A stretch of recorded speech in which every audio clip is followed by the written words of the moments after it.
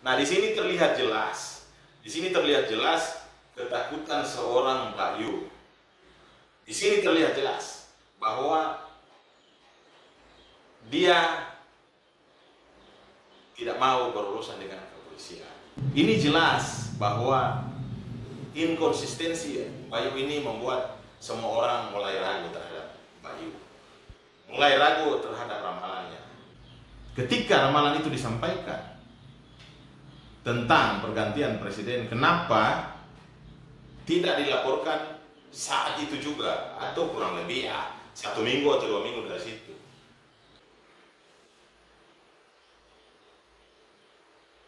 Halo, selamat berjumpa kembali dengan saya. Kali ini kita akan menanggapi seorang tokoh yang sampai saat ini terkenal, yakni Mbak Yu, dengan ramalan mengenai adanya pesawat jatuh dan ramalan-ramalan berikutnya yang benar-benar kontroversi sekali. Sampai-sampai hal ini viral di media sosial, baik Facebook, YouTube, Instagram, Twitter, dan lain sebagainya. Nah, kali ini kita akan membahas satu topik menarik, penting sekali, yang lagi viral saat ini, yaitu Mbak Yu dipolisikan oleh salah seorang pengacara dengan teman-temannya mengenai ramalannya, yaitu adanya pergantian presiden di tahun 2021. Topik ini sangat menarik karena masa jabatan presiden itu sampai tahun 2024. Tapi diramal oleh Mbak Yu itu sampai tahun 2021, ada penjarahan dan lain sebagainya. Nah, kita di sini harus punya atau berpikir bahwa memang tujuan Mbak Yu di sini adalah konteks hiburan. Tapi dalam pembenarannya, Mbak Yu di sini seolah-olah bahwa apa yang disampaikannya itu akan benar-benar terjadi. Nah, pembuktiannya adalah ketika dia meramalkan pesawat terbang Sriwijaya, yang dia sampaikan bahwa ada pesawat yang warna merah dan ada juga warna biru, tapi tidak separah warna merah. Ya, seperti itu. Warnanya dibedakan. Tapi kali ini di Sriwijaya Air itu kan ada 2 warna, yang dominan itu biru, bukan merah. Tapi kita tidak melihat dari situ, kita melihat bahwa sosok Mbak Yu ini viral karena ramalannya tidak sampai setengah tahun. Ramalannya itu, ramalan dari Mbak Yu itu benar-benar terjadi. Tapi di sini kita harus melihat bahwa ramalan dari Mbak Yu ini hanya mari kita terima ramalan Mbak Yu ini dengan dalam konteks hiburan. Tapi karena viralnya ramalan dari Mbak Yu terkait dengan pesawat jatuh ini, ramalan-ramalan yang lain juga terbawa. Sebenarnya kalau tidak ada kejadian pesawat jatuh, pasti ramalan-ramalan lainnya ini tidak akan ada ditanggapi. Karena apa? Ramalan yang bersangkutan itu sudah disampaikan kurang lebih tahun lalu, itu pada bulan Oktober atau November. Kalaupun ketika ramalan itu disampaikan tentang pergantian presiden, kenapa tidak dilaporkan saat itu juga, atau kurang lebih ya 1 minggu atau 2 minggu dari situ? Kenapa? Karena ada ramalan dari Mbak Yu ini benar-benar terjadi, yaitu pesawat jatuh. Dan ini dalam konteks pemberitaan ini bukan hanya di Indonesia saja, tapi mendunia. Sehingga ramalan-ramalan yang lain itu mendapat respon yang mungkin bagi kita sangat-sangat tidak dapat diterima. Kenapa? Ini mengundang kegusaran, mengundang kegaduhan atau dalam konteks apa yang disampaikan bisa punya unsur provokasi. Karena apa? Satu ramalannya sudah terjadi, pasti secara tidak langsung dapat mensugesti semua orang, ramalan yang lain pasti akan terjadi. Seperti itu. Ditambah diperkuat dari yang bersangkutan sering diundang di berbagai macam media maupun di berbagai macam forum. Mbak Yu ini selalu diundang dan dia selalu mengulang perkataan tersebut dan menguatkan akan ramalan yang bersangkutan. Bahkan dari sisi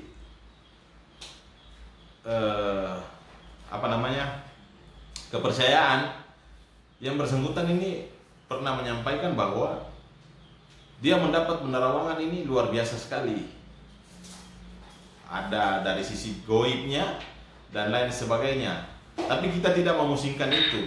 Yang kita pusingkan adalah inkonsistensi Mbak Yu ketika mendapat laporan polisi terkait dengan ramalan yang bersangkutan, yaitu pergantian presiden maupun penjarahan dan lain sebagainya. Kita tidak membahas secara detail isi laporan polisi terkait ramalan dari Mbak Yu yang dilapor oleh beberapa orang pengacara, yang dilapor oleh beberapa orang pengacara, tapi kita membahas inkonsistensi yang bersangkutan. Secara tegas, secara jelas dalam videonya itu diulang-ulang, bahkan di-share kemana-mana, maupun bahkan ada media lain yang juga mengcopy video tersebut dan meng-share atau membagikannya kepada khalayak umum terkait dengan adanya pergantian presiden di tahun 2021, penjarahan dan sebagainya, kegaduhan dan sebagainya. Nanti kita putarkan sebentar saja statement yang bersangkutan terkait dengan hal ini. Kita simak dan dengarkan. Terus konflik dan kejahatan ataupun hal yang menyangkut penjarahan akan ada di 2021.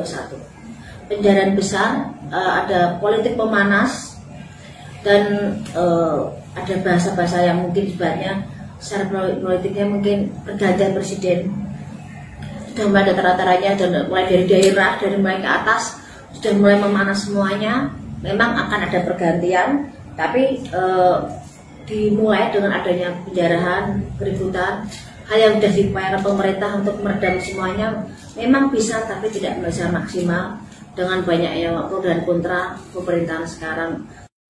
Saudara sudah menyimak, sudah mendengar apa yang disampaikan oleh Mbak Yu, dan kita akan putarkan juga klarifikasi yang bersangkutan ketika dilapor oleh beberapa orang kepada pihak kepolisian. Kita dengar sebentar, nanti kita akan mensinkronkan atau kita akan menyeimbangkan dengan keterangan sebelumnya. Ada juga yang saat terawangan satu rame gini, ada juga saya baca di media 2021 akan ada ganti presiden. Saya tegaskan lagi, saya klarifikasi lagi, karena ada pertanyaan media ke saya.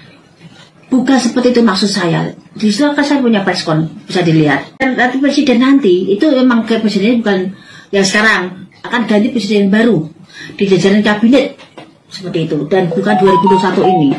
Cuman memang secara politik memanas iya, tapi tidak ada pergantian presiden di 2021. Jadi jangan disudutkan seakan saya bicara, karena secara panjang kok di press itu jelas bahwa akan ada pergantian presiden nanti. Saat ada pergantian presiden dan calonnya adalah orang yang di kabinet itu, gitu. Dan ada politiknya panas iya. Jadi jangan dipenggal-penggal terawangan itu. Jadi nanti kesannya rancu, dan saya menyudutkan suatu kehidupan kita di negara ini jadi yang takut nggak karuan. Saya nggak mau, kita kepengen, saya pribadi saya pengen damai, corona hilang, kepengennya semua ekonomi bisa dijangkau di semua khalayak dan memperbaiki diri sendiri dengan kehidupan kita sama yang di atas. Jadi saya kepengen landai aja dan hidup saya nggak mau bergejolak. Dan apapun yang dirasakan tadi saya terawang, kalau mau ngambil terawangan saya jangan dipotong-potong. Itu malah bikin orang tidak nyaman dengan apa yang saya bicarakan, karena saya kepengen maksudnya baik, kalau dianggap tidak baik dan bermasalah saya minta maaf, tapi tidak seperti itu maksud saya. Nah, di sini terlihat jelas ketakutan seorang Mbak Yu. Di sini terlihat jelas bahwa dia tidak mau berurusan dengan kepolisian. Tapi apa yang terjadi? Risiko harus Anda tanggung.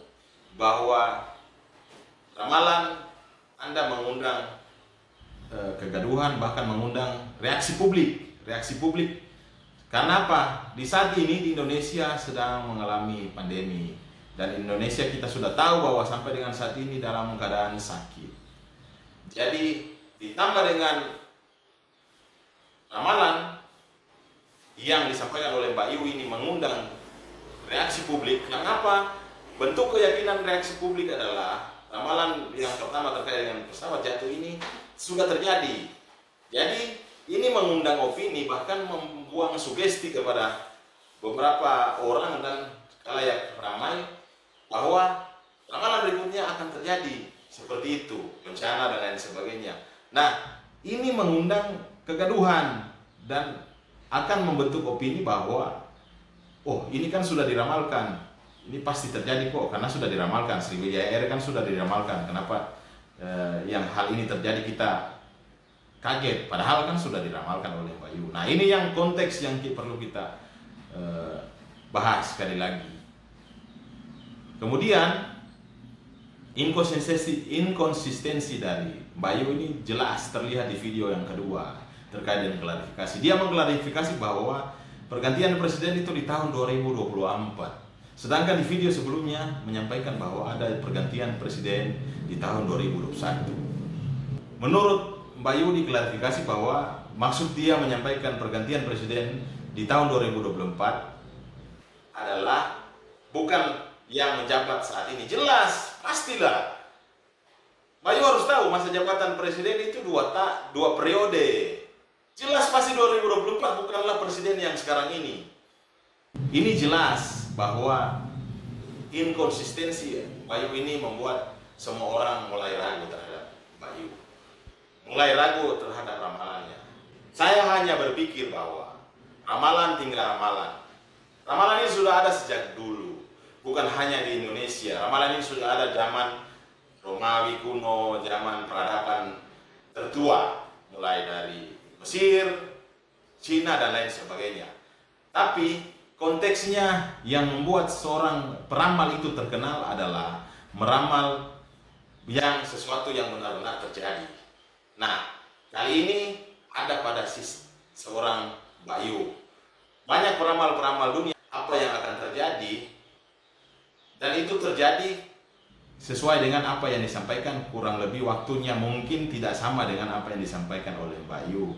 Bahkan tidak seviral apa yang disampaikan oleh Mbak Yu. Karena di zaman dulu kita tidak ada teknologi informasi seperti sekarang ini. Nah, patut dan layak saya menyampaikan kepada seorang Mbak Yu bahwa Anda harus konsisten. Jika memang ramalan Anda seperti itu, tetaplah pada ramalan Anda. Dan ramalan Anda itu bukan klarifikasi saja, bukan untuk membuat kegaduhan, tapi ingin menyampaikan bahwa apa yang ada di isi hati saudara-saudara. Bagi yang mau menyimak, kan kita sekarang adalah di era milenial, di era masyarakat yang punya pola pikir dengan logika yang baik, masyarakat yang smart. Tidak mungkinlah kita selalu untuk berpikir bahwa hal itu akan terjadi. Kita orang yang beragama, kita orang yang punya iman. Kita bisa berdoa dengan kepercayaan kita masing-masing untuk menolak apapun yang terjadi.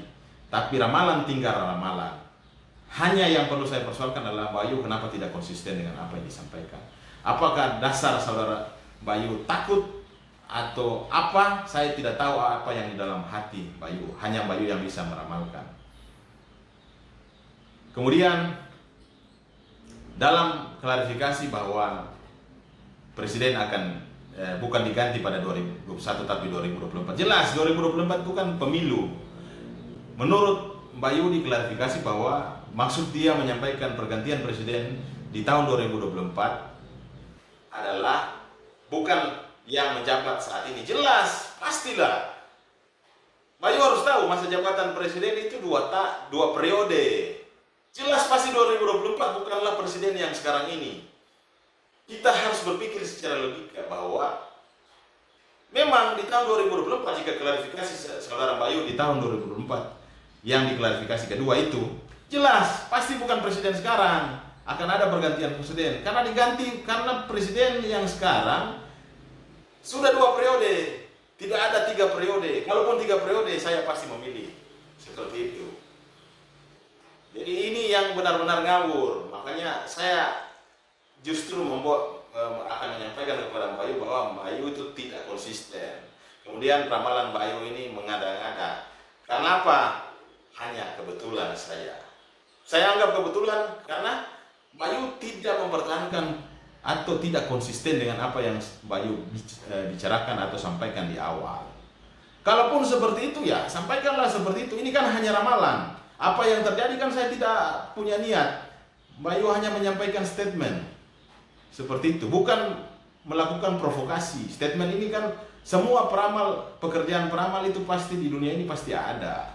Hanya reaksi publik terhadap ramalan Bayu ini meningkat. Karena apa? Karena ramalan pertama Bayu terkait dengan pesawat jatuh terjadi. Itu saja yang membuat Bayu itu punya reaksi publik yang besar. Karena ramalan Bayu itu terjadi. Banyak ramalan-ramalan juga yang sudah terjadi. Tapi menurut saya, seorang peramal itu dari sisi goibnya pasti juga memanfaatkan bisikan-bisikan dan lain sebagainya dari, mohon maaf saya harus bilang, setan. Karena Tuhan tidak pernah mengizinkan seorang umatnya maupun hambanya untuk menjadi hamba setan, apalagi menjadi seorang peramal. Dan Bayu sudah menyatakan bahwa Bayu itu punya anak goib, yaitu dari ular dan lain sebagainya kalau tidak salah, seperti itu. Punya anak yang tidak dapat kelihatan. Lah, hal itu kan sudah mengundangkannya. Kepercayaan Bayu itu apa? Di Indonesia itu hanya 5 agama. Dan Bayu percaya sama siapa? Saya percaya sama Tuhan. Saya yakin penonton-penonton yang lain maupun pihak-pihak yang lain juga percaya Tuhan. Karena kita punya sila pertama, yaitu ketuhanan yang Maha Esa. Seperti itu. Dari sini saya ingin menghimbau kepada Mbak Bayu. Jika menjadi seorang peramal, jadilah seorang peramal yang baik. Dan harus konsisten. Jika memang ramalan Bayu itu mengundang reaksi publik, klarifikasilah dengan fakta yang sebenarnya. Tidak usahlah diputar-putar. Kenapa diputar-putar? Harus klarifikasi sesuai dengan fakta awal yang pertama Mbak Bayu pikirkan. Kemudian yang kedua, saya ingin menyarankan kepada Mbak Bayu bahwa ramalan itu menurut saya hanya untung-untungan saja. Sebab apa? Dari sekian banyak peramal, dari 1000 yang dia ramal, pasti tidak semua dapat terwujud atau tidak semua terjadi. Kalau itu pun semua terjadi, pasti sudah menghebohkan dunia ini. Di bumi ini, saya hanya berpikir bahwa peramal itu sepertilah memainkan sebuah dadu, memainkan sebuah peluang dari ke-6 sisi. Dia mendapat peluang 1/6. Jadi dari 6 sisi mendapatkan peluang 1/6 yang muncul, yaitu pasti yang muncul adalah satu sisi untuk menghadap ke atas. Dan para peramal pasti seperti itu. Kemudian dari sisi goibnya, bisikan-bisikan setan itu pasti ada. Setan dapat mencelakai, tapi Tuhan dapat menunda, bahkan melindungi dari kecelakaan tersebut. Bayu bisa meramal, tapi tidak bisa menentukan kapan itu terjadi. Tepatnya seperti apa dan lain sebagainya tidak dapat ditentukan. Karena apa? Setan tidak dapat berbuat lebih jikalau kita percaya kepada Tuhan. Apapun yang terjadi, kita selalu berdoa, berjalan, melangkah dalam perlindungan Tuhan. Sekian dari saya. Terima kasih.